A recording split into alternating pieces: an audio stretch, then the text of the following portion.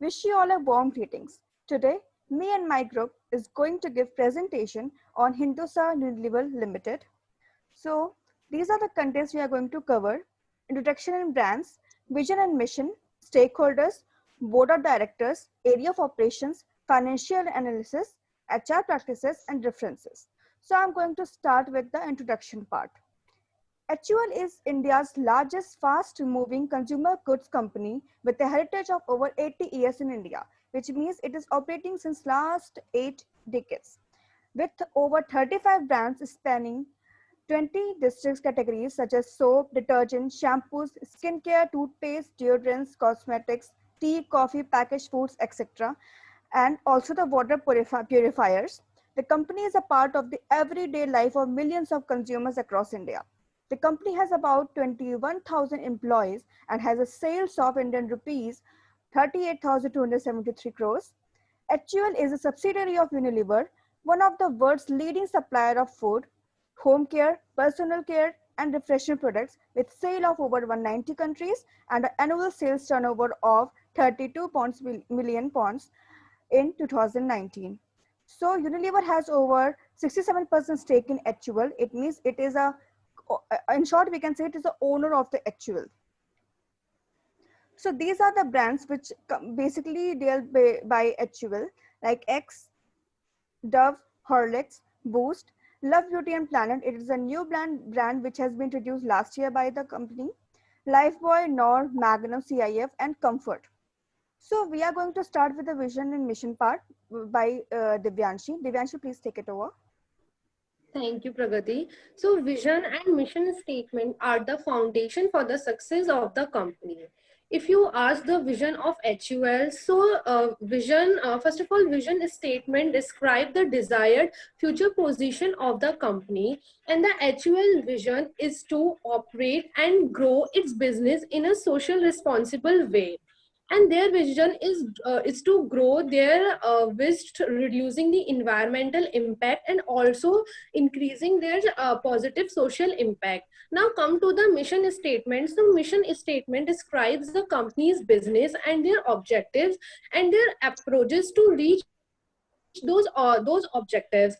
And mission of HUL is to add vitality to life, and HUL meet everyday's need for nutrition, hygiene, and home care with brands that people help feel good and look good and get more out of their life. Now come to the next slide. Please change the slide. So stakeholder is a member of group without whose the organization would ease to exist. So HUL stakeholders are uh,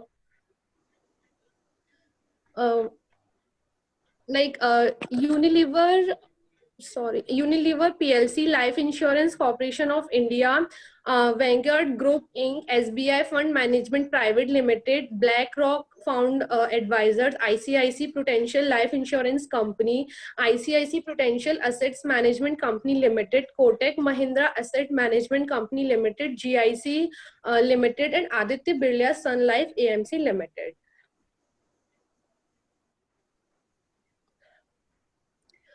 Board of now come to the next slide, that is board of directors. So first of all, I would like to explain what is board of director. So board of director is essential for the panel of people who are elected to represent shareholders, and shareholders is responsible for protecting shareholders interest and establishing policies for the management. And these are the board of director, like Sanjeev Social Mehta, Srinivas Pathak, Vaibhav Sangri, Dev Bajpai, Om Prakash Bhatt, Sanjeev Mishra, Kalpana Jaising, Kalpana Jaising, Morpriya, Leo Puri, Homi Rustam, Kushro Khan, and William Uijan. Now come to the next slide.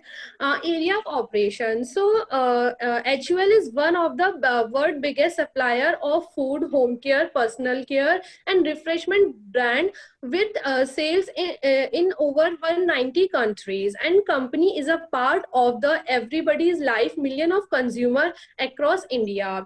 Portfolio includes leading household brand like Wheel, Rin, Surf Excel, Lifebuoy, Kisan Quality Walls. So HUL operates in many areas, and I have taken some of them like food, home care product, personal care product, health. Thank you.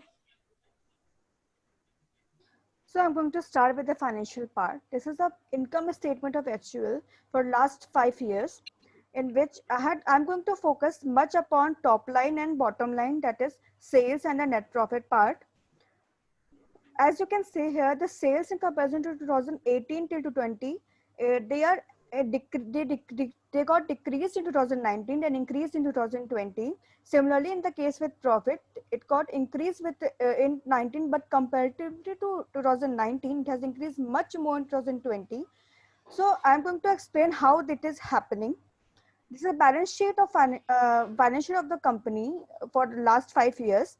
Actually, they are reflecting the total liabilities and assets part, and also it includes a contingent liability, which is the off balance sheet part, but companies actually facing due to uncertainties. That's why they are reflecting it here.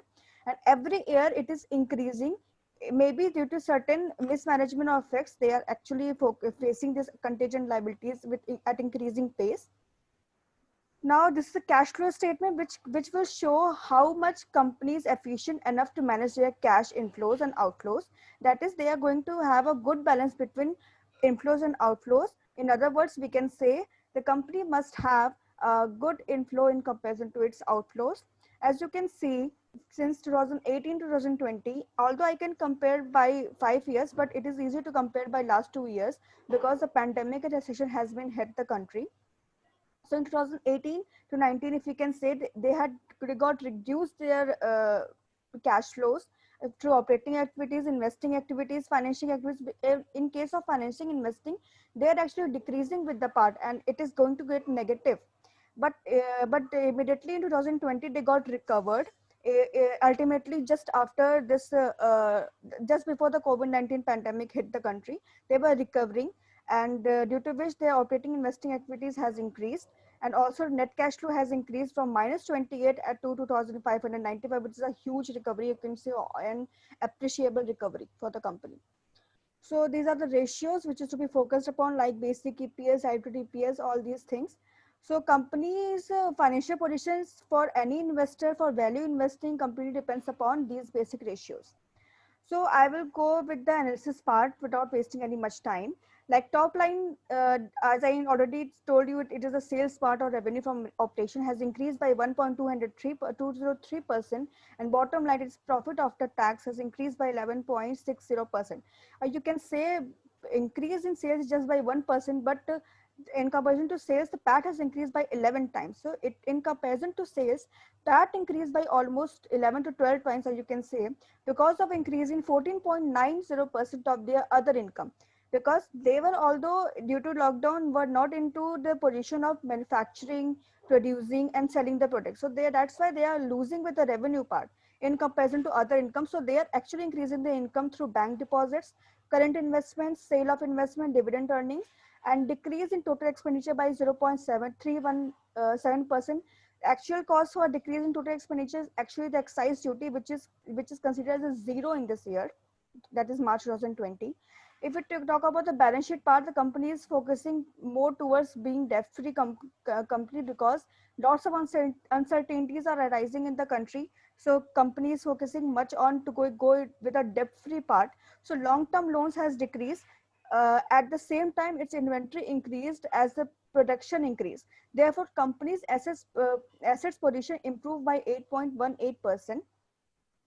So if you go with the analysis part of cash flow statement, so cash flow increased by 31.43 by operating activities. Cash flow due to investing activities has increased by 508.90%. This led to increase in free cash flow from minus 28 to 2,595. So these are the parts of financial which I had ever analyzed with the company. Sorry. So I'm going to start with the HUHR practices, which is taken over by Deepika. Please take it over. So, hello everyone. So, actual HR practices, basically HR practices are the practices which help in maintaining the human resource of any organization. It helps in changing, redefining, revisiting, and renewing the human resource and restructuring them. So they help in effectively and efficiently working of a company. There are some of the these are some of the following HR practices which are used by HUL: recruitment and selection, performance management, training and career development, compensation. Next slide, please. So how HUL does the recruitment selection process of HUL? So basically, the first HUL considers the recruitment requirement of in every department of the company from the organizational chart. They then consider the data bank of employees from where they pick up and shortlist the employees who can be hired in the position of the company, and then they start the selection process with interviewing, calling, and different methods from, and at last they provide offer letter to the candidates. Once they are hired, they are introduced to the company by doing the induction program for employees, and this helps in recruitment process in the with efficiently working of the company. Next slide, please. So performance management, it is a structured method of formally and objectively evaluating employees' performance with respect to their objectives.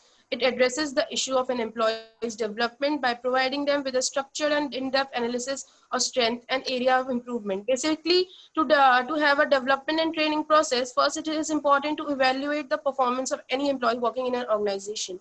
So for that, a company like HUL does the following system. They provide the basic process of annual goal setting, which includes setting the goal and objective for every employee in every department working. The second is mid-year review. In mid-year review, they consider the performance of employees, how much have they attained in respect to the objective that were given. And the last is annual performance review. Basically, when an annual year end, the company does the review of their performance of employees to understand the level of their commitment to their work. Next slide, please. Training and development in HUL. So training and development is a continuous part of the for working of any organization. Training and development is typically means the need equals to standard performance minus actual performance. Basically, the objective set by the organization to like how the employee should work is divided minus by what actually they are working. The difference between them is known as the deficiency, which is needs to be filled up by the organization by providing them training and development. The training input by HULs are skills, education, development, ethics, problem-solving skills, decision-making skills, and attitudinal changes. Career development, in the means of current development, HUL provides them the vertical and lateral growth in prospect to every employee in the organization. And by luckily, India have been a very one of the few countries with all departments present in the country, like research, development, testing, consulting, sales, and marketing and support. So it gives an opportunity to every employee to expand the knowledge and to work in different business units with the help of their seniors and get the exposure of new talent within them. Next slide, please.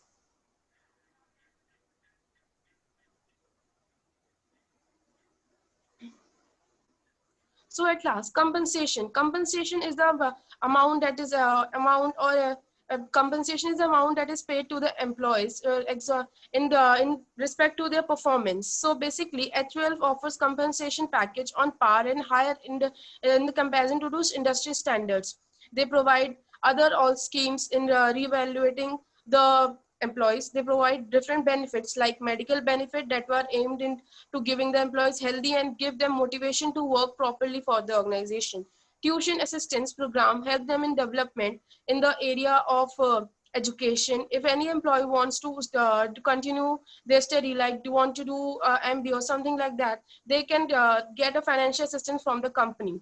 It helps the company to gain a more knowledgeable employee and develop and also development activity. Third is a range of professional counseling. The support is services like psychological counseling for the employees and their immediate family members.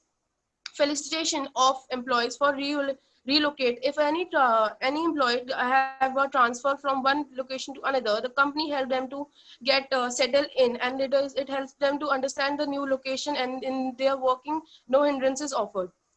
Assistance program in case of emergency for employees and their eligible dependent traveling on company work to location to worldwide. Company stock offers to employees to like ESOP is offered to company employees. It helps them to give motivation and work properly for the organization. Next slide. These are some of the job profiles offered by HUL, like product manager, sales manager, marketing executive or head, marketing researcher, supply manager, area of sales and manager. Next slide. These are the links for your references. Thank you.